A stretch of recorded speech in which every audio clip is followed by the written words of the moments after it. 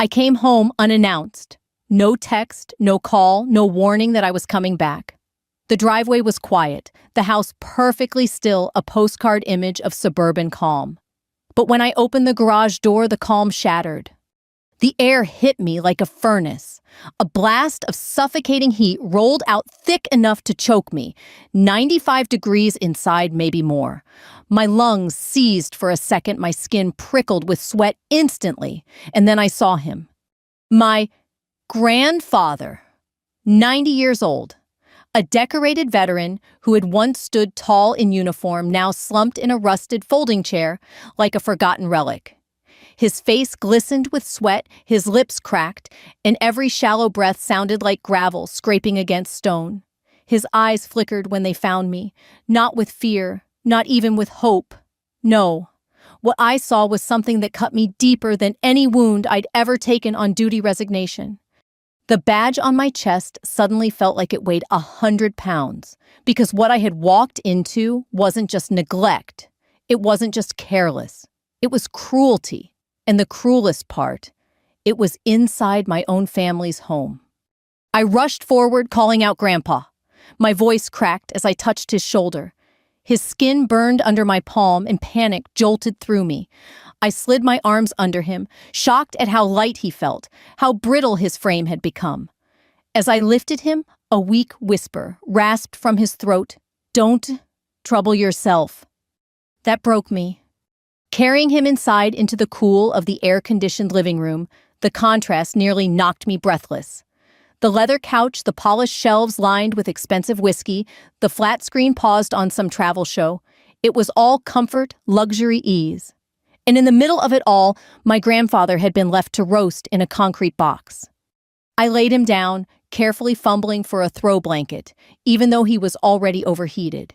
His hand, trembling, found mine.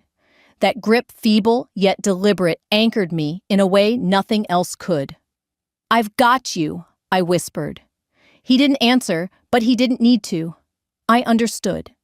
And in that silence, my mind screamed. Memories collided, the afternoons he taught me to ride my bike, his proud smile when I graduated the academy, the quiet talks about service and sacrifice. This man had carried me through my life, and my parents had locked him away like yesterday's trash. I pulled out my phone. My thumb hovered over the keypad, wanting to dial 911, wanting to report what I knew in my heart was elder abuse. But I stopped. My training told me something else. This wasn't just a call for paramedics. This was bigger. This demanded a reckoning. And as the hum of the air conditioner filled the room, I knew one thing with absolute certainty: my parents had crossed a line, and I was going to make sure they never crossed it again. When I placed Grandpa gently on the couch, the air conditioning hummed steadily, wrapping him in the comfort he had been denied. His breathing was shallow, his chest rising and falling like fragile waves. I crouched beside him, watching sweat bead along his hairline and drip onto the pillow. For a moment, I just sat there, holding his hand, trying to quiet the storm inside my head. It wasn't supposed to be this way. Not for him. Not for the man who had given everything. Growing up, my parents were ghosts in my childhood memories. They were always busy chasing money, chasing parties, chasing the next status symbol to post about. If it wasn't a new car, it was a golf membership. If it wasn't a trip to Cabo, it was a wine tasting weekend. Their lives were curated for appearances, polished for other people's admiration. But my real parent was sitting right here, struggling to breathe. Grandpa had been my rock since the beginning. He was the one who made my lunches, who picked me up from school when my parents forgot, who sat at the edge of my bed at night telling me stories of his service. His voice would go quiet when he described the friends he lost overseas, but his eyes always burned with pride when he spoke of the flag. "Honor, kiddo," he would say. "That's the only thing you can't buy, can't fake, and can't replace." I thought about those words now, staring at his frail body. How could people with every material comfort my parents forget that simple truth? I remembered one night in particular. I was 15. I had failed a math test and was terrified of what my parents would say. I sat at the kitchen table, shaking tears spilling down the page as I stared at the red F. Grandpa came in, sat down without a word, and began working through the problems with me. Patient, steady, kind. "You're going to make mistakes," he told me, "but you'll learn, and that's how you'll get strong." He pushed the paper back to me, his handwriting neat and precise in the margins. Strength doesn't come from never falling. It comes from always getting back up. That night, he wasn't just teaching me math, he was teaching me life. I snapped back to the present when I felt his grip twitch against mine. His eyes cracked open, and for the briefest second, I saw the same fire dulled, but not gone. "You came back," he rasped. "I'll always come back," I whispered. My throat tightened, but I forced my voice to stay steady. "You're not alone. Not ever." His eyes closed again, but I knew he heard me. I sat there, anger bubbling, and let my gaze drift around the room. The expensive furniture, the curated decor, all of it screamed wealth and status. But none of it meant a damn thing compared to the man on the couch. My parents. I could already picture them lounging in white resort chairs, drinks in hand, snapping selfies, hashtags, ready, living our best life. They'd be smiling wide, proud of their tans, oblivious to the reality that their own father, their flesh and blood, had been left to suffocate in a garage. I felt the badge at my hip. Being a police officer had taught me many things: procedure, evidence, patience. But it had also sharpened something Grandpa had planted in me years ago, a bone-deep sense of justice. Justice wasn't just about the law. It was about right and wrong, about honoring those who had sacrificed. And right now, I knew my parents had failed that test more miserably than I had ever failed math. I walked into the kitchen, grabbed a glass of cold water, and returned to him. I held it to his lips, careful, tilting it slowly. He took a few sips, his throat working, before sinking back into the pillow. His breath steadied slightly, and for the first time since opening that garage door, I allowed myself to breathe too. I thought about calling my parents, thought about screaming into the phone, demanding how they could do this, but then I realized yelling wouldn't change who they were.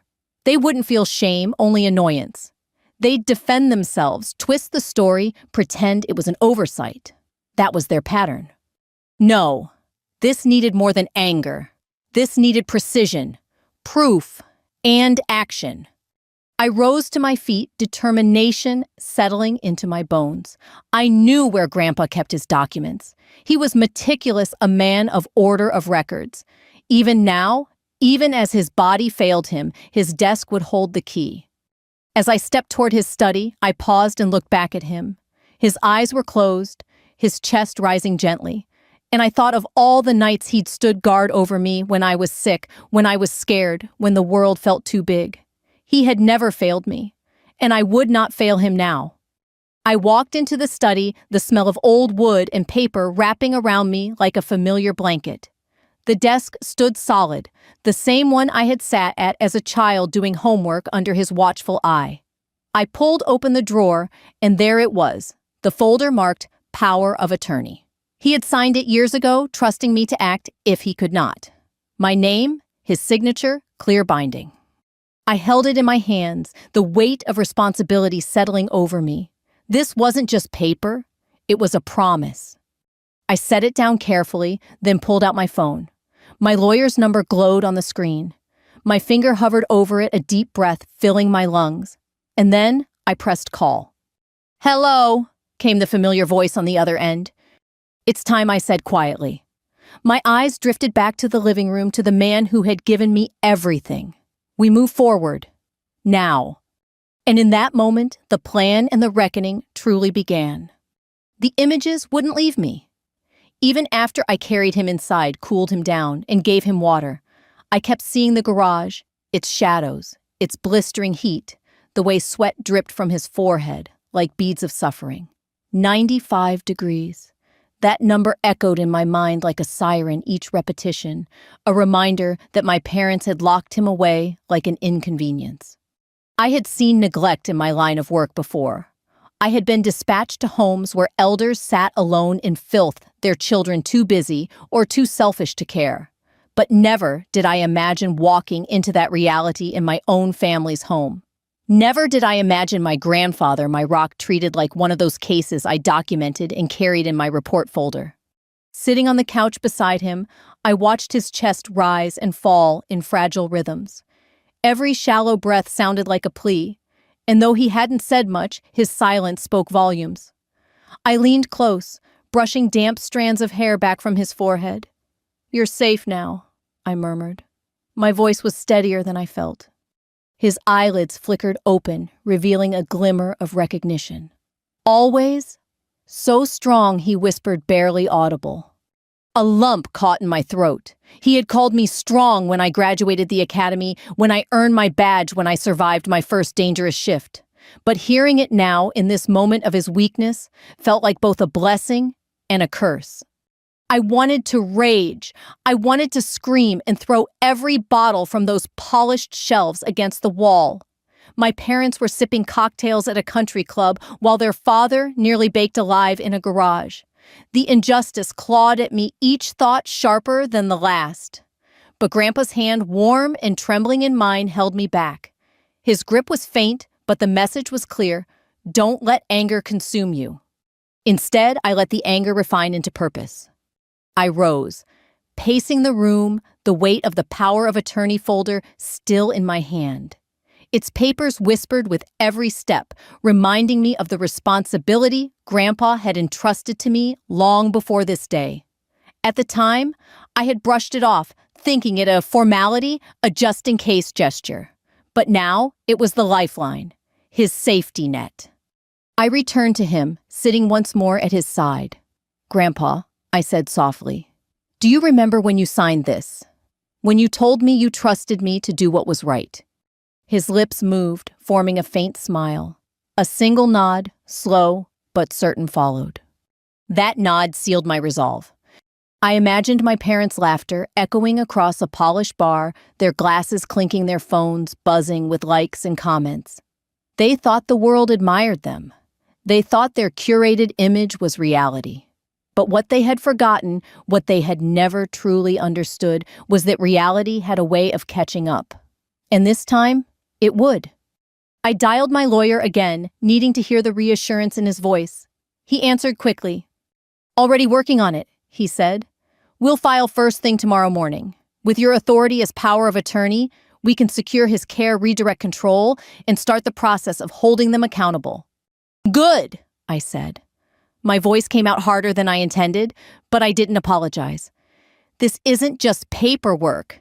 This is protection. For him." "Understood," he replied simply. When I hung up, I sat in the quiet for a long time. The hum of the air conditioner, the ticking of the clock on the wall, even the faint rattle of Grandpa's breath, they all formed a rhythm like a heartbeat, reminding me of what mattered. I glanced at the family photos arranged carefully on the mantel. My parents smiling with politicians, with business partners, with friends in expensive clothes. They had always wanted to be seen, to be admired. But in none of those photos was Grandpa. He was the unseen, the inconvenient, the man who had given them life, but had been erased from their narrative. I took one of the frames in my hand, staring at the hollow smiles. My reflection glared back at me from the glass badge gleaming at my hip. "Not anymore," I whispered. "Your story isn't the only one people will see." As if on cue, Grandpa stirred beside me. His voice cracked a whisper, cutting through the silence. "Don't hate them." I froze, the frame still in my grip. His words stung, not because they were wrong, but because they reminded me of who he was, a man who had endured war-loss hardship and still held compassion in his heart. He wanted forgiveness, or at least restraint. I set the photo down carefully, kneeling beside him once more. "I won't hate them," I promised. "But I will stop them. They don't get to hurt you again." His eyes glistened, a faint nod following. His hand squeezed mine, weak but resolute. And in that moment, I realized this wasn't just about revenge. It was about justice, about honor, about ensuring that the man who had once fought for his country would not be forgotten or mistreated by his own blood. The line had been drawn, and with the power of attorney in my possession, the first strike would be mine, not out of vengeance alone, but out of love. I heard the garage door rumble open again hours later. The sun had set, leaving the house cloaked in a dusky stillness, broken only by the hum of the air conditioner and Grandpa's quiet breaths. My heart thudded against my ribs as the sound of tires crunching gravel drew closer. They were home. I sat in the armchair across from the couch where Grandpa rested, the power of attorney folder on my lap, my badge glinting faintly under the lamp. I wasn't just their daughter tonight. I was their reckoning. The front door opened, laughter spilling in ahead of them, bright, careless laughter, the kind reserved for people who believed life had bent to their will. I stood, my spine rigid. "Why are you here?" my mother asked first, her designer heels clicking against the tile. Her eyes darted to the couch where Grandpa stirred weakly, then back to me. A flicker of annoyance, not shame, crossed her face. "We told him to stay out of the garage. He never listens." The words landed like a slap. My father followed his face, ruddy from whiskey, his tie loosened. He spotted the folder in my hands. "What's that?" "His power of attorney," I said evenly. My voice sounded strange in my own ears, steady, controlled, yet vibrating with fury just beneath the surface. My mother scoffed, setting her purse on the counter. "Oh, that old thing, he only gave you that because you begged him. He doesn't know what he's signing half the time." Grandpa shifted, his lips parting, but no sound came out. His frail hand lifted slightly, as if trying to defend me, to defend himself. I moved closer, kneeling beside him, and kissed his forehead. "You don't need to say anything," I whispered. Then I rose, turning back to them. "You left him locked in a garage. 95 degrees. Do you even realize what that could have done? Heat stroke, organ failure, death." My words cut through the air sharp as glass. My father waved a dismissive hand. "You're exaggerating. He was fine. You always dramatize things." Something inside me snapped. I found him drenched in sweat, barely conscious. "That's not fine. That's neglect. That's abuse." Silence fell. Even my mother's scoffing died away. For the first time, the word hung between us like a blade. Abuse. I placed the folder on the coffee table, flipping it open so they could see the signature, the notarized seal, the binding legality. This isn't just my opinion. It's the law. He gave me this authority because he knew one day he might need someone to protect him. And that day is now. My father's face darkened. "You think you're going to take control over us?" I met his glare without flinching. "No. I'm taking control for him. You lost that right when you treated him like an inconvenience." My mother's eyes narrowed, her voice dropping to a hiss. "Do you have any idea what this will look like? What people will say if they find out?" Her words betrayed her. She wasn't worried about Grandpa. She wasn't even worried about me. She was worried about their image, their country club, their friends, their carefully crafted facade. "That's your concern?" I asked quietly. "Not his life, not his dignity?" No one answered. The silence was louder than shouting, and for the first time, I saw something shift in their expressions. Not guilt, not yet, but fear. Fear that the story they had built was crumbling. I leaned forward, my voice firm. "This isn't a negotiation. Tomorrow morning, legal papers will be filed. His finances, his care, his living arrangements, all of it will be under my authority. And if you try to fight me, I'll take this further. You'll be explaining yourselves in court under oath with photographs and medical reports backing every word." Their laughter was gone now. My father's jaw clenched, my mother's hands fidgeted with her necklace. The house, once echoing with their arrogance, had grown painfully quiet. And in that silence, I felt something shift in me too. I wasn't just reacting anymore. I was leading, protecting, becoming the granddaughter he had trusted me to be. I glanced back at Grandpa. His eyes were half open, watching me. A faint smile touched his lips, and though he said nothing, I knew what it meant. Pride. The kind of pride no country club cocktail, no Instagram post could ever buy. The morning came heavy with silence. I barely slept my ears, tuned to every shift of Grandpa's breathing through the night. Dawn crept across the curtains, painting the living room in pale gold. I made coffee in the kitchen, the bitterness sharp on my tongue, but my hands were steady, steadier than I expected. Grandpa was awake, propped against pillows. His eyes followed me as I walked back into the room, a question lingering in their cloudy depths. I sat beside him and said softly, "It's in motion." The knock at the door came minutes later. My parents shuffled out of their room, faces pale, their evening of whiskey and laughter replaced by something else, dread. Two men stood there, my lawyer briefcase in hand and a notary public. Both carried an air of formality that cut through the morning haze. Papers were spread across the dining table. Signatures, verified, seals stamped. My authority was no longer just symbolic. It was enforceable. "This is outrageous," my father muttered, pacing like a caged animal. My mother stood rigid, arms crossed, her lips pressed thin. "Outrageous," I said evenly, "is leaving a 90-year-old veteran in a garage at 95 degrees while you sip cocktails at a country club." The lawyer's pen scratched across the page, the sound, deliberate, final. My parents' protests grew louder. Words like betrayal and humiliation hurled in my direction. But they no longer held the power. The law, the paper, the seal, it was all in my hands now. When the last document was signed, the notary gathered his things and left. My lawyer closed the briefcase with a snap and said, "You're protected now, and so is he." The weight lifted off my chest, but only slightly, because this wasn't about winning. It wasn't about beating them. It was about Grandpa, about making sure his last years were filled with dignity, not shame. I walked back to the couch, kneeling beside him. His hand trembled as it reached for mine. His voice, faint but steady, whispered, "Don't be too hard." They lost their way. Those words stayed with me like a stone in my pocket, heavy, grounding. Even after everything, his heart carried mercy. He could see their flaws, their selfishness, yet still found room for forgiveness. That's who he was. That's the man they had abandoned, the man I was determined to honor. Later that afternoon, the calls began. First a trickle, then a flood. Family, friends, club acquaintances, voices laced with curiosity and judgment. "What's going on? Why is your daughter involved with lawyers? We heard something about your father."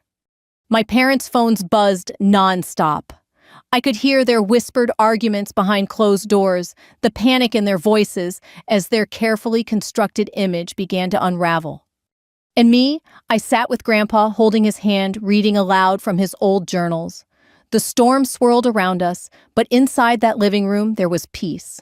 A fragile, precious peace, born not of silence, but of truth. Justice was no longer a threat. It was reality. And though the road ahead would be long, though the battles in court and in family dinners would be ugly, I knew we had already taken the most important step. We had reclaimed his dignity. The courthouse smelled faintly of polish and paper, that strange blend of bureaucracy and gravity. I guided Grandpa carefully through the doors, his arm looped through mine. He was thinner than ever, his steps uncertain, but his chin was lifted high. "Are you sure about this?" I asked, bending close. His cloudy blue eyes sparkled faintly. "If they want to see me as a burden," he said, "let them watch me stand tall." We passed rows of polished benches, whispers rippling as we entered. Word had spread. Family members, neighbors, even some men from his old unit were here. Faces turned, eyes widened, not in pity, but in recognition. Recognition of a man they had once known or heard about or respected from afar. The judge called us forward. My parents sat stiffly across the aisle, their lawyer shuffling papers, trying to look composed. But their eyes betrayed them, wide, darting, restless. They had expected to face me. They had not expected to face him. Grandpa stood trembling, but refused the offer of a chair. He cleared his throat, his voice raspy, yet clear. "My granddaughter has acted in my best interest," he began. "She found me when others left me behind. She carries the badge of law, but more than that, she carries the badge of family. And today, I want the record to show she has my trust." The room fell into silence. Even the judge leaned forward, listening with rare attentiveness. My parents shifted uncomfortably, their faces pale. For once, they couldn't interrupt, couldn't twist the narrative. The truth came not from me, but from him. When he finished, the room broke into soft applause, unusual in a courtroom, but no one stopped it. The judge's gavel tapped lightly, not to silence the crowd, but to steady the moment. "Let the record reflect," he said, "that this man's wishes will be honored." Later, outside on the courthouse steps, the late afternoon sun bathed him in gold. Veterans came forward saluting. Old friends clasped his hand. Even strangers murmured words of respect. And as I stood beside him, supporting his frail frame, I realized this was more than justice. This was redemption. Not just for him, but for me too, for the girl who had grown up doubting if her quiet strength meant anything, for the officer who had wrestled with whether law and family could coexist. Now I knew they could. Because standing there surrounded by respect, I understood what Grandpa had been teaching me all along. Justice without honor is hollow.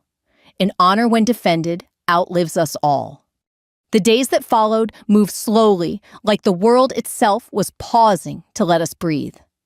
The legal storm settled into order. Documents filed, rights, secured protections locked in place. My parents stayed distant, nursing their bruised pride. And maybe in time, they would see what they had done. Maybe. But that was no longer my focus. Every morning, I made breakfast for Grandpa. Eggs the way he liked them, over easy, with toast cut diagonally. He'd chuckle at my clumsy attempts to keep the yolk from breaking, shaking his head with that old sparkle in his eyes. "Still can't cook like your grandma," he teased. "Not trying to," I'd fire back with a grin. "Just keeping you alive." And in those small moments, the weight of everything lifted. One evening, we sat on the porch as the sun slid behind the trees, sky painted in orange and violet. He leaned back in his chair blanket over his knees and whispered, "You've given me something I thought I'd lost." "What's that?" I asked. "Dignity." The word settled between us, simple yet monumental. It wasn't revenge he valued. It wasn't victory in court. It was the restoration of his humanity, the recognition that he mattered. That after a lifetime of service, he wasn't disposable. I swallowed hard, blinking back tears. "You never lost it, Grandpa. They just forgot to see it." His hand found mine, weak but steady. And in that quiet, I felt more certain than ever I hadn't just saved him. He had saved me too. He reminded me that true strength isn't measured by how loud you fight, but by how deeply you honor those who came before you. So here's my reflection for you, the listener, the one walking with me through this story. If you have someone in your life who carried you when you couldn't stand, who gave without asking, who loved without condition, don't wait to show them their worth. Don't let the world or even family strip them of their dignity. Stand for them as they once stood for you. Because one day, all the battles and betrayals fade, but the honor you restore, that lasts forever. Thank you for listening. If this story touched you, share it with someone who needs the reminder. Subscribe if you want more stories like this. Stories not just about revenge, but about dignity, love, and the quiet strength that endures.